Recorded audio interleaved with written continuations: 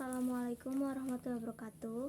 Nepangkeun wasta abi Sifa Azhara Kalsyah di kelas 10 perhotelan 2. Bade macakeun dongeng Pecang Kena Kuleget. Hiji poe, Pecang ngadatangan kebon bonteng patani. Bontengna keur memeujeuhna arasak. Pecang ngaakan bonteng.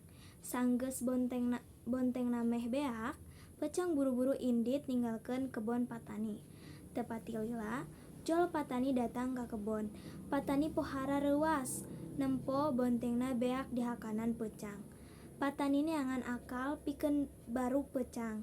Saenggeus ngarasa panceg, patani nyieun jajalmaan nu dibaluran ku leugeut.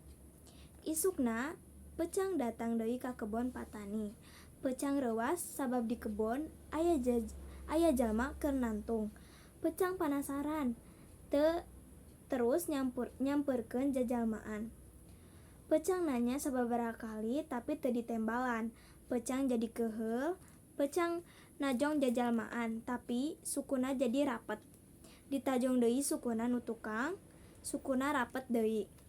Ditengger ku huluna, huluna oge milu rapet. Antukna Pecang ceurik ngageunggeuyik pasrah kanu nasib. Patani pohara bungahna nempo Pecang rapet dina jajalmaan.